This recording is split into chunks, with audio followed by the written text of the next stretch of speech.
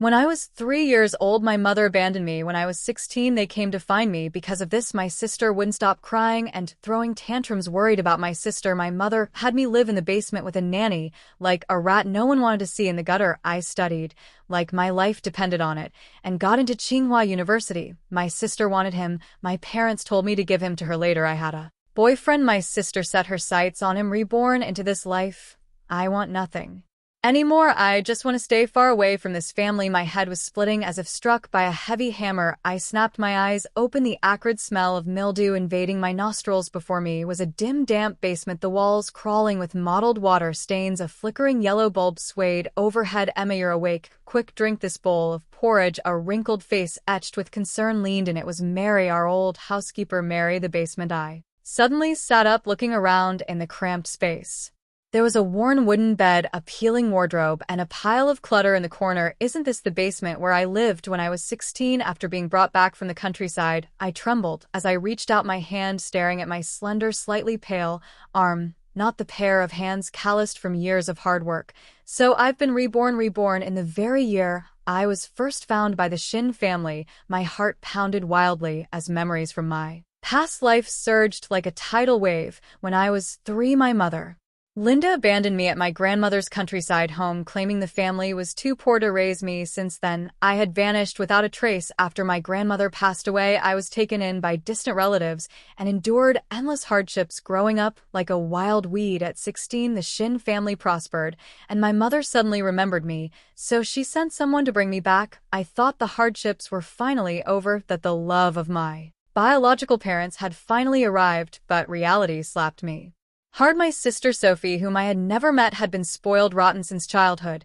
When she found out there was suddenly a new sister in the family, she immediately threw a tantrum, breaking half the vases in the house. My mother Linda was heartbroken and gently comforted Sophie in her arms. Sophie, dear, don't cry, don't cry. It's all Mommy's fault for bringing her back and making you upset. Then she turned to me, her eyes devoid of any warmth from our first meeting, only impatience and coldness. Emma, look how upset your sister is. Here's what we'll do. The rooms upstairs are all taken, so you'll stay with Mary in the basement. It's quiet there and won't disturb your sister's rest. So I, the nominal second young lady of the Shin family, ended up like a rat that can't show its face in the gutter, living with Mary in the damp, dark basement. Father David had no objections. His eyes were fixed only on the pampered eldest daughter. From then on, I became invisible in the Shin family, an unnecessary existence. Sophie used my things, stole my snacks. She even tattled in front of our parents, claiming I had stolen her hairpin, and our parents always blamed me without hearing my side. Emma, how can you bully your sister? She's been delicate since she was little. You have to be considerate of her. I endured it all because I longed for family affection, longed to be accepted. I threw myself into my studies, turning all my grievances and frustrations into motivation. I knew that only by getting into a good university could I lead this suffocating home. Heaven rewards the diligent. I was admitted to Tsinghua University. It was the school I had dreamed of, but on the day I received the acceptance letter, Sophie threw a tantrum, begging me to give her my spot because she also wanted to go to Tsinghua. Mom Linda came to me with a pleading tone. Emma, look how much your sister wants to go to Tsinghua. She's the treasure of the Shin family. You should let her have this chance. You're a girl. What use is all that studying? You'll just get married someday. Anyway, Dad David was more direct. Emma, give the acceptance letter to your sister. This is an order. I refused, so they confiscated my ID card and household registration book, locking me in the basement. In the end, Sophie proudly went off to Tsinghua University with my acceptance letter. As for me, I could only watch helplessly as my dreams were trampled. Later, I finally escaped the Shin family. I struggled through life on my own and met my boyfriend James. He was a ray of light in my dark life, gentle and caring, promising to give me a home. But when Sophie saw James, she set her sights on him too. She used the same trick again, crying and making a scene in front of our parents, claiming that she had her eye on James first. This time our parents came to persuade me to give James up to Sophie. They said, Emma, your sister isn't well. If she can't have James, she'll be heartbroken and her health will suffer. Just pity her a little. But in reality, she was raised with great care, strong as An ox I refused. As a result, Sophie schemed against me, making James believe I was unfaithful and cheating on him. James believed it and cruelly broke up with me. I went to explain to him, but got into a car accident on the way. Before I died, I saw Sophie and James standing in the distance. Sophie was nestled in James' arms, a triumphant smile on her face, while she looked at my photo with a victorious, sinister grin. That's when I realized the accident was her doing too. An overwhelming wave of hatred and resentment swept over me, making me scream into the endless darkness, "Emma, Emma, what's wrong? You look terrible." Mary's voice pulled me back to reality. I looked at Mary's kind face, my eyes welling up. In my past life, only Mary was kind to me, secretly bringing me food and comforting me. I took a deep breath. "Mary, I'm fine." Suppressing the hatred in my heart, my voice trembled slightly.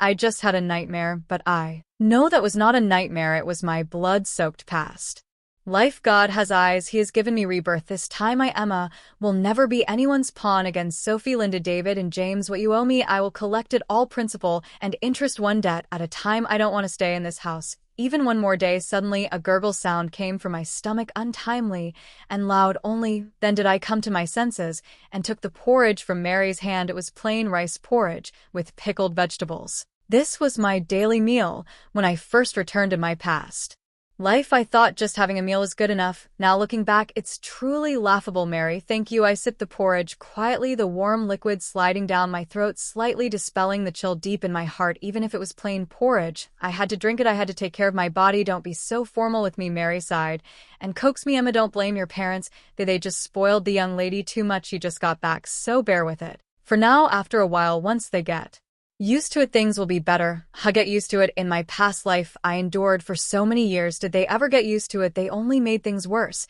But in front of Mary the first didn't argue. Mary the first understand. Only inside, I sneered. "Endure. This time I won't endure anymore." After finishing my porridge, I got up to wash. The girl in the mirror was 16, her skin pale from long absence of sunlight, but her eyes no longer held the timidity and fear of her past life. Instead, they were filled with cold hatred and resolute determination. Suddenly, there was a series of knocks at the door. I narrowed my eyes and asked, "Who's there?" "It's me, Mom." Linda's voice came from outside the door, tinged with impatience. A mocking smile curled at the corner of my mouth. I was coming. I opened the door. Linda stood there in a silk nightgown, her face lightly made up with delicate makeup. She looked like she had just woken up, clearly annoyed at being disturbed.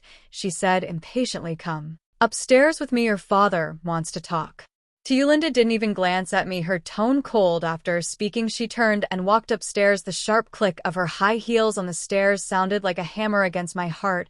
I followed her into the living room. David sat on the sofa, holding a document in his hand. Sophie snuggled up beside him, wearing a beautiful princess dress.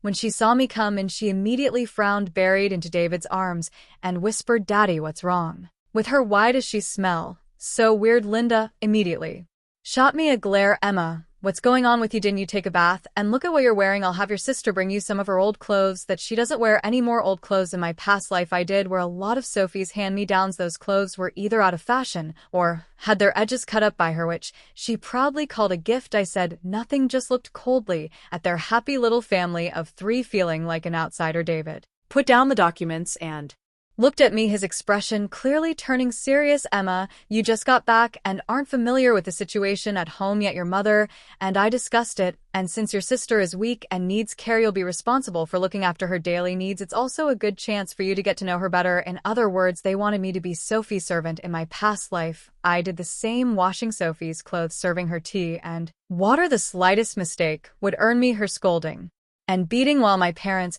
would just say I was being unreasonable. Recalling that past life, I said coldly, "I won't do it." My voice was low but clear enough for everyone to hear. The atmosphere in the living room froze instantly. David's face darkened. "What did you say?" Linda frowned. "Emma, how can you talk to your father like that? Asking you to take care of your sister is already a favor. There are so many people who would love the chance to serve your sister, and don't even get it." Sophie wore a look of amusement, a smug smile curling at the corners of her mouth. "Exactly, a wild girl from the countryside.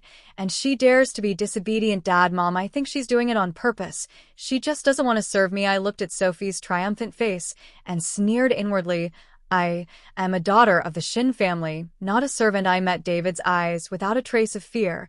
"If you want someone to take care of her, you can hire a nanny or do it yourselves. I have my studies to focus on. I don't have time for this." Linda immediately said, "What servant this is to help you two sisters bond?" One sneered. "I don't have time." David's face turned pale with anger. "How dare you, such insolence, truly raised in the countryside, not knowing a bit of manners." Linda was furious, too, pointing at my nose and scolding. "I think you just need to be disciplined. Whether I have manners or not is none of your business," I retorted coldly. "If there's nothing else, I'll be going now." After speaking, I turned and walked away, leaving the three of them standing there dumbfounded. "Stop right there!" David shouted angrily. I didn't slow my pace, heading straight down the stairs and back to the basement. Closing the door behind me, I leaned against it, my heart still pounding. It was the first time I had stood up to them, and the feeling was both nerve-wracking and exhilarating. "Emma, are you okay?" Mary heard the noise upstairs and asked with concern. "I'm fine, Mary." The first smiled at her. "From today on, I won't let anyone bully me anymore." Mary looked at me with a determined gaze, paused for a moment, then sighed. "Good child, as long as you've come to terms with it yourself, that's what matters." I knew Mary was worried I would offend the Shin family and suffer for it, but she didn't know I had already died once. What was there to fear? In the days that followed, I completely became an outcast in the eyes of the Shin family. They asked me to take care of Sophie. I refused. They wanted me to do housework. I refused. They tried to confiscate my books. I locked them in the wardrobe and warned them that if they touched my things again, I would call the police. Linda and David were furious, calling me ungrateful and a thankless wretch. I no longer hoped for their familial love. I just wanted to study hard, get into Tsinghua University, and leave this nauseating home. Time flew by, and before I knew it, it was senior year. Sophie's grades were a complete mess. She spent her days eating, drinking, and playing. As for me, I consistently ranked first in the grade, a short candidate for Tsinghua and Peking University in the teacher's eyes. Sophie was insanely jealous of this and often deliberately disrupted me while I was studying or badmouthed me in front of our parents, saying I was putting on airs. She even claimed that my good grades must have been cheated. Linda and David actually believed her and called me in for a talk. They told me to keep a low profile and not to provoke Sophie, saying she was in poor health. I only found it laughable, but didn't say a word. Talking to them anymore now would just be a waste of time. Soon the college entrance exam arrived as scheduled. The moment I stepped into the exam hall, my heart was filled with determination. This time no one would snatch away my admission letter from Tsinghua. The exam went smoothly, and I performed very well. After the test, Sophie approached me, feigning concern. "Sis, how do you think you did?" I feel like I didn't do well this time. Maybe I won't get into a good university. I saw the calculation in her eyes and sneered inwardly. She was trying to undermine my grades again. I scoffed coldly. "What does that have to do with me?" Sophie's face stiffened. "I'm your sister." After saying that, her eyes flicked. "Little sister, you know I'm usually good to you. If you get into Tsinghua, maybe you could give me your spot. After all, we look so much alike, no one would notice." Besides, Mom and Dad said that if I get into Tsinghua, they'll buy me the latest sports car. Then I'll give it to you too. How about that? Here it comes. The exact same words as in my past life. I looked at her greedy face and deliberately pretended to hesitate. "But sister, Tsinghua is my dream." Sophie thought I was moved and immediately said, "Oh, can dreams put food on the table in the end? You still have to find a good job, right?" Her tone carried a hint of disdain. "Besides, you're a girl. What's the use of attending such a good university? You'll just get married eventually, won't you? You might as well give the opportunity to me. I won't treat you badly. You should know in the Shin family, only flattering me is useful." But I continued to pretend, putting on a hesitant expression. "No ifs or buts." Sophie was getting impatient. "I'm telling you, Emma, whether you want to give up the spot or not, you have to. Mom and Dad said if you don't obey, they'll kick you out." Sure enough, they were threatening me with being kicked out. I lifted my head and looked at Sophie, my gaze icy cold. "Sophie, in your dreams, what did you say?" Sophie couldn't believe her ears. "I said in your dreams the spot at Tsinghua is mine, and no one's taking it away. As for kicking me out, fine, I'd welcome it." After speaking, I ignored Sophie, who was stomping madly, and turned to leave. Who cares about this broken family? I could feel Sophie's resentful gaze burning into my back, as if she wanted to tear me apart alive. But I didn't care. In the days that followed, I waited for the results to be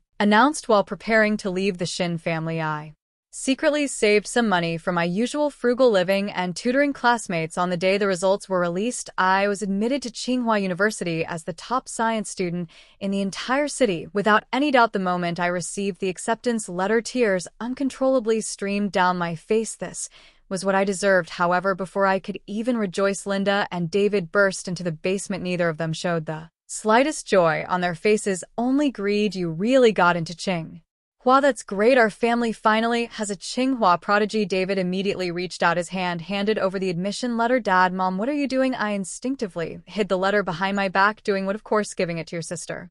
Linda said matter-of-factly, how can a daughter of the Shin family let a wild girl from the countryside go to Tsinghua? If word gets out, it would be a joke. Sophie, is our precious daughter the spot rightfully belongs to her? I don't agree. I clutched the acceptance letter tightly. This is mine, yours. You eat from the Shin family, where the Shin families clothe. Everything you have now is given by us. What's wrong with giving your spot to your sister? It was David, speaking, his voice sharp. I'm telling you, Emma, you will hand over this acceptance letter today, whether you want to or not. It's not up to you. After speaking, he tried to grab it. I was prepared and dodged to the side. Hearing the commotion, Mary quickly ran in. What's going on? What's going on, Mary? They're trying to snatch my acceptance letter. I hid behind Mary and shouted. Seeing the situation, Mary immediately understood what was happening. She stood in front of me and said to Linda and David, Sir, Madam, this is Emma's hard-earned achievement. You can't do this, old hag. This has nothing to do with you. Get lost, Linda said impatiently. Mary craned her neck, still standing protectively in front of me, and earnestly said, Emma is a good kid. This acceptance letter is her dream. You can't take it away. Just as we reached a stalemate, Sophie walked in. She held a document in her hand, a smug smile on her face. Dad, Mom, no need to waste words on her. I've already come up with a plan. She waved the paper in her hand.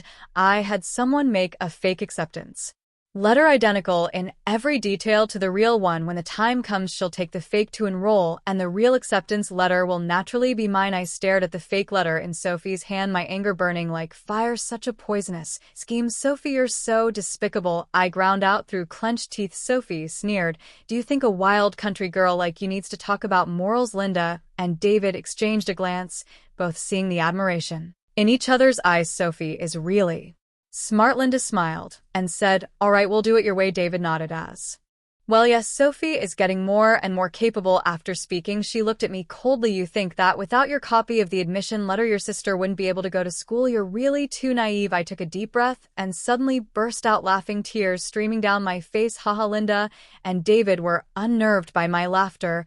What are you laughing at? David asked, frowning. I wiped my tears away, my gaze turning cold and sharp. I'm laughing at your stupidity, laughing at your naivety. I took out my phone and pressed play immediately. The conversation between Linda and David forcing me to hand over the admission letter, and Sophie smugly pulling out the fake letter echoed from the phone. What's wrong with you giving your spot to your sister, whether you hand in this letter today or not? You have to. I had someone make a fake admission letter for her to use when she reports. The recording reverberated clearly in the basement. Linda and David's faces instantly turned pale. Sophie was stunned too. She hadn't expected me to record it. You, when did you record this? Linda asked, her voice trembling. Just as you were coming in, I said coldly. I already knew you would pull the stunt. After speaking, I shook my phone and continued. I backed up this recording several times. If you dare snatch my admission letter or try any more dirty tricks, I won't hesitate to hand it over to the school, to the media, and let everyone know how the Shin family treats their own daughter. You wouldn't dare, David roared, concerned about the Shin family's reputation. Watch me, I said, looking straight into his eyes without a trace of fear. Linda and David exchanged a glance, both seeing the fear and unwillingness reflected in each other's eyes. They knew I wasn't joking. If this escalated, the Shin family's reputation would be ruined. Sophie trembled with anger, pointing at me and shouting, Emma, you bitch, how dare you threaten us? Right back at you, I sneered coldly and put away my phone. I won't give you the admission letter from today on. I'm moving out until I report to Tsinghua. If you dare to harass me again or lay a finger on that letter, you'll face the consequences. With that, I ignored them and began packing my things. Mary looked at me, her eyes full of comfort and support. Linda and David's faces turned ashen,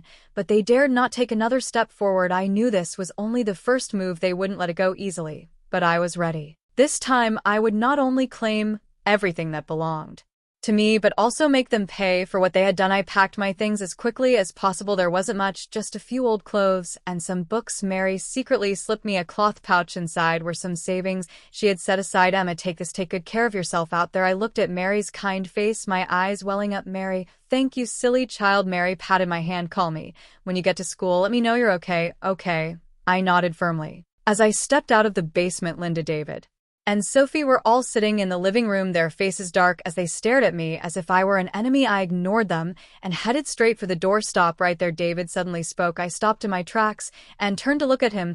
You just want to walk away like that, David said coldly. You eat from the Shin family, wear the Shin family's clothes, and now that you've grown wings, you think you can just leave? I sneered coldly. Mr. David, since I came back at 16, I've lived in the basement, eating leftovers and wearing Sophie's old clothes. May I ask how much I've eaten from your Shin family? How much I've worn from your Shin family?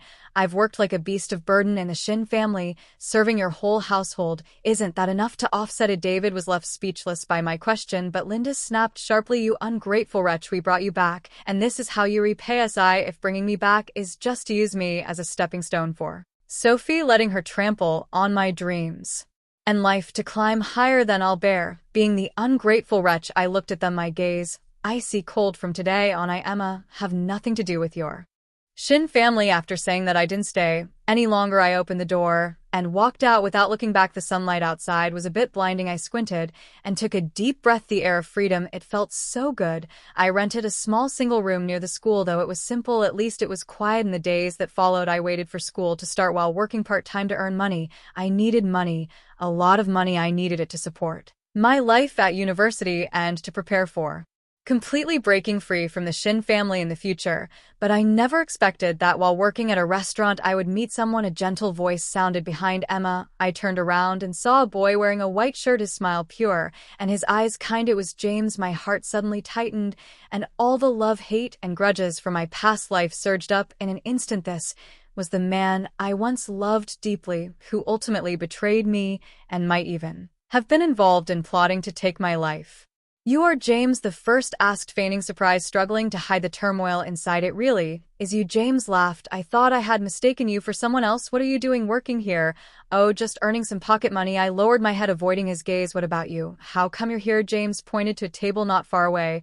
I came here to eat with my classmates. Are you studying here too? How come I've never seen you before? I whispered. I just got admitted to Tsinghua this year. A flicker of surprise and admiration immediately appeared in James' eyes. Wow, that's amazing. I'm also at Tsinghua sophomore this year, so you could say I'm your senior. James had excellent grades. It was no surprise he got into Tsinghua. He was my senior before I was found by the Shin family and had always encouraged me, but after the Shin family brought me back, we lost touch. This was how we met in my previous life. His gentleness and thoughtfulness were like a beam of light illuminating my dark life, making me mistakenly believe I had found true love, but now all I feel is irony. James looked at me, his eyes soft, as he continued, it must be tough working here, all alone. Huh? If you need any help, you can always reach out to me. Here's my number, write it down. He took out his phone to give me his number. I looked at the wallpaper on his screen and realized it was a photo of him and Sophie. So at this time, he was already involved with Sophie in my past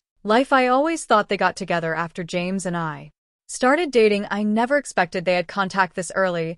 I just never knew. A wave of disgust surged in my chest. No thank you.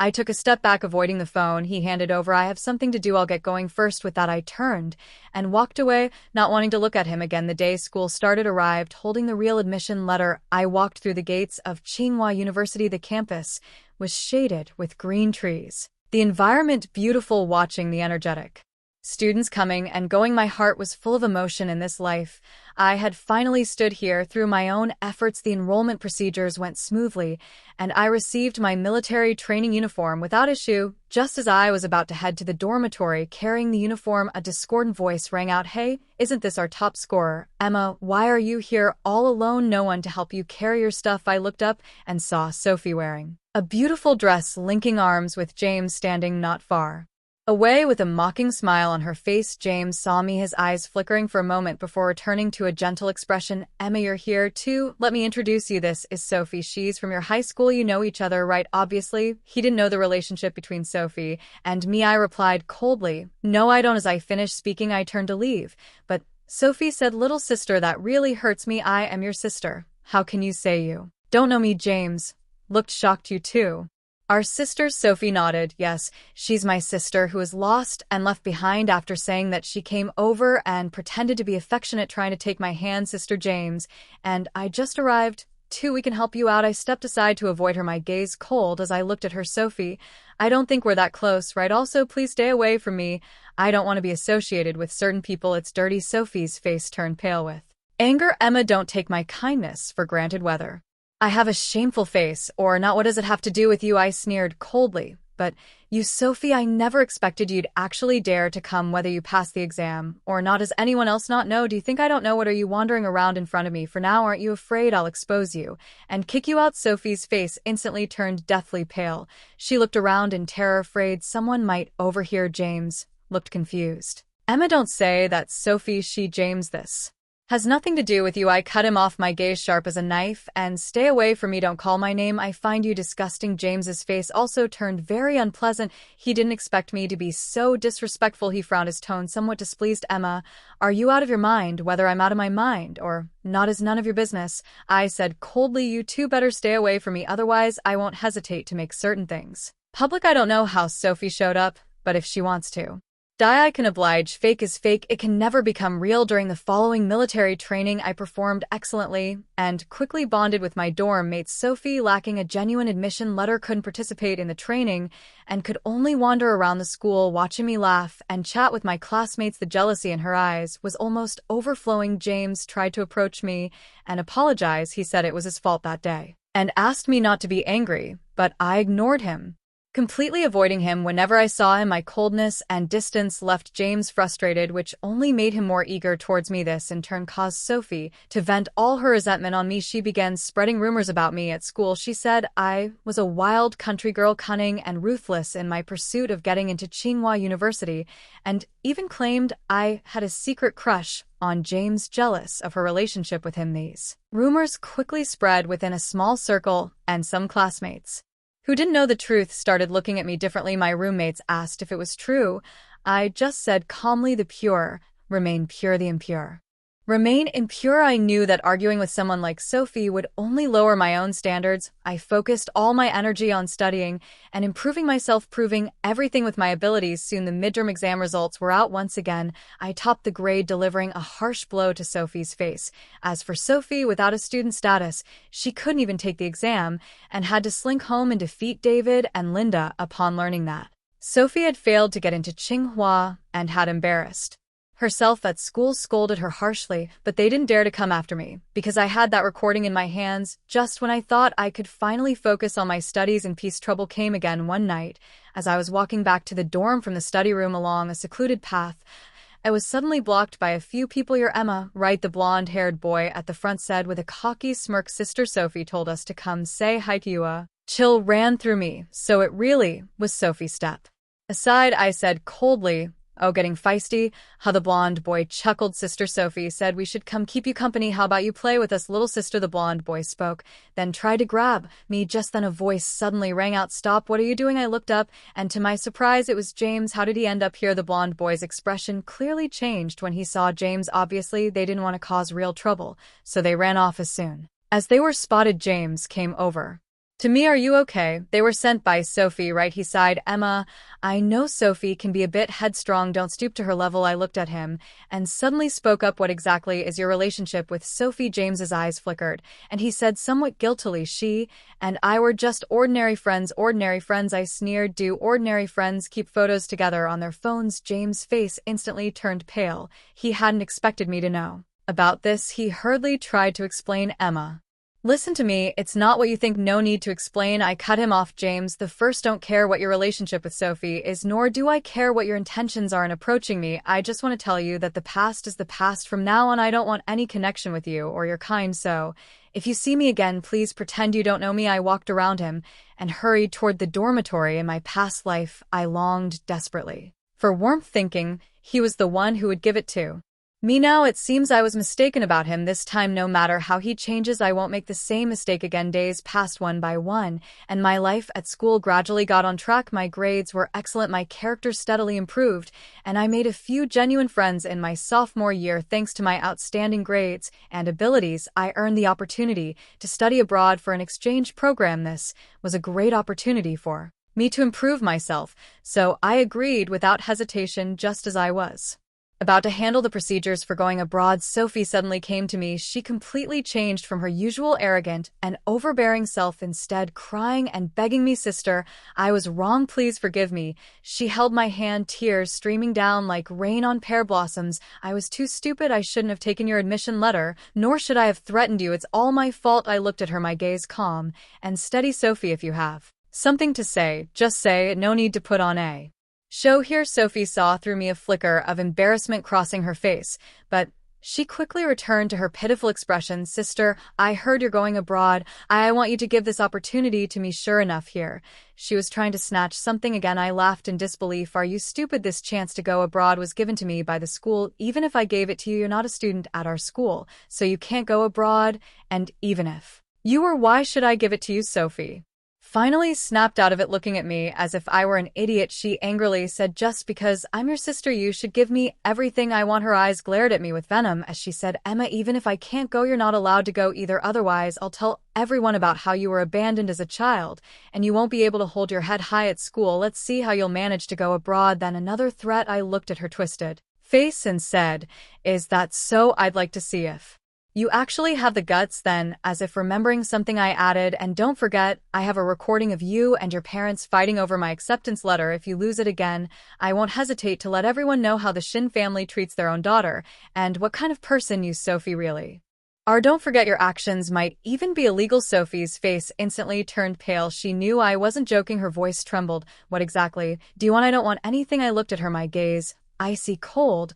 "I just want to tell you to put away your dirty tricks and try to be a decent person and stay away from me, or I won't hesitate to ruin your reputation." Of course, I soon found out why she suddenly lost her mind. It turned out that James, seeing she still hadn't gotten into Tsinghua or Peking University, wanted to break up with her. At the same time, he was praising me in front of her, which is why she set her sights on me, that pair of scumbag and slut. I was speechless, but I didn't expect Sophie to start spreading rumors about me. The school began to whisper that I was a child abandoned by my parents, that I was reclusive and psychologically twisted. They even said I bullied classmates. Some of my friends also began to distance themselves from me, their eyes filled with strange looks.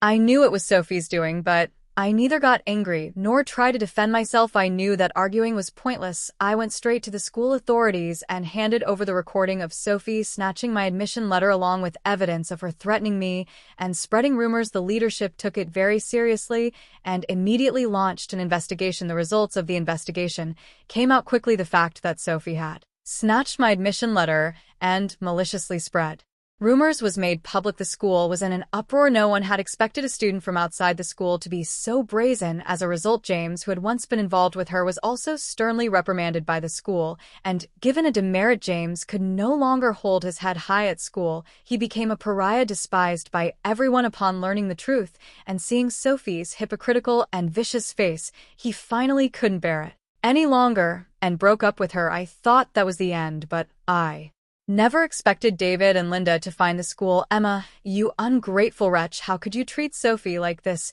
She's your sister." The moment Linda saw me, she pointed her finger at my nose and started yelling. David's face darkened as well. "Emma, apologize to your sister immediately and resolve this, otherwise we will sever all ties with you." I laughed. "Fine, I couldn't ask for more. From the moment you threw me into the basement, from the moment you snatched my acceptance letter, from the countless times you sacrificed me for Sophie, there's been no relationship between us. You gave birth to me, yet you did not raise me, abandoning me first and then abusing me later. Now, what right do you have to criticize me? What right do you have to demand an apology from me?" I looked at them, speaking each word deliberately. "I, Emma, from this day forward, officially sever all ties with your Shin family. From now on, the bridge belongs to the bridge, the road belongs to the road, and we have nothing to do with each other." After saying this, I no longer looked at their shocked and angry faces. Turning away this time, I walked away with unwavering determination and an incredible sense of relief. After completely cutting ties with the Shin family, my life finally welcomed true sunshine. I successfully